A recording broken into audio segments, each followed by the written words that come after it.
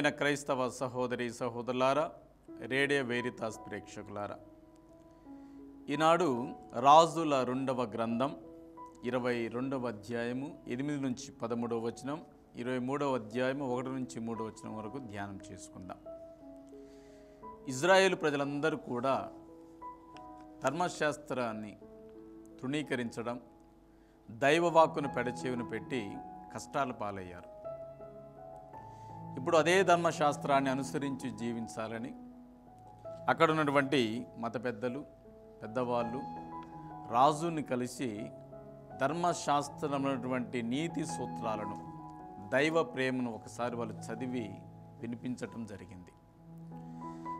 ఇజ్రాయేలు రాజు దానికి, ధర్మశాస్త్రానికి నేను కట్టుబడి జీవిస్తానని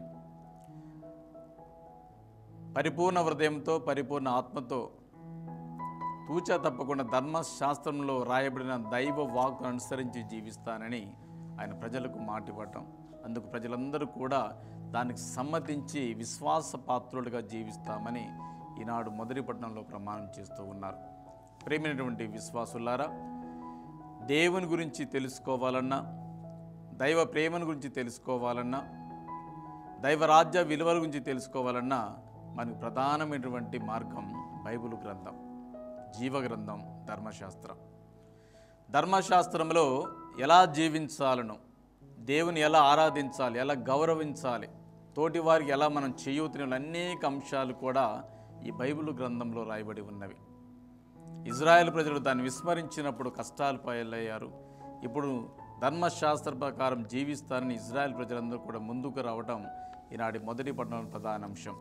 ఈనాడు మనం సువిశేష మత్తయి శుభవార్త 7వ అధ్యాయము 15 నుండి 20 వచనం వరకు ధ్యానం చేసుకుందాం. క్రీస్తు భగవానుడు చక్కగా ప్రవక్తల యొక్క మనస్తత్వాల గురించి, లేకపోతే మేకతోలు కప్పుకొని వినయ విధేయతలతో నటిస్తున్న వ్యక్తుల జీవితాలను గురించి ఈనాడు ఆయన చక్కగా మనకు తెలియజేస్తూ ఉన్నారు. గమనించండి, మన మాటలను బట్టి, మన చేతులను బట్టి మనం ఎలాంటి వాళ్ళను ఈజీగా అంచనా వేయవచ్చు. అదే అంశాన్ని క్రీస్తు భగవాన్ చెప్తున్నాడు.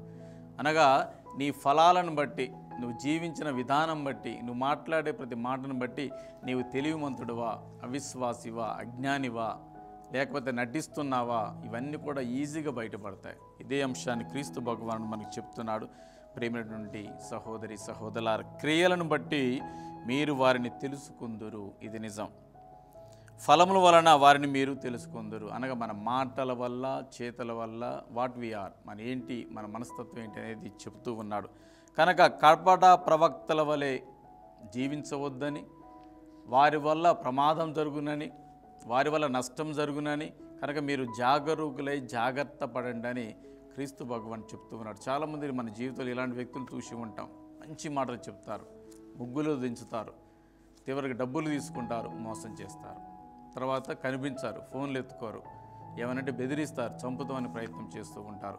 ఇలాంటి వ్యక్తులే ప్రేమైన విశ్వాసులారా. కనుక మనమందరం కూడా జాగ్రత్తగా ఉండి విశ్వాసంతో జీవించమని, ముఖ్యంగా ధర్మశాస్త్ర ప్రకారం జీవించమని, నటించవద్దని, నటించే వారిని కూడా నమ్మవద్దని, విశ్వాసంగా, ప్రేమపూర్వకంగా దేవుని యొక్క వాక్యానుసారం జీవించినట్లయితే మనము మంచి ఫలాలను ఇస్తాం, మంచి విశ్వాసాలుగా జీవిస్తాం, మంచి దేవుని బిడ్డలుగా జీవించడం కోసం మనం ప్రయత్నం చేయాలని ఈనాడు 2 పట్టణాలు కూడా మనకు తెలియజేస్తూ ఉన్నాయి.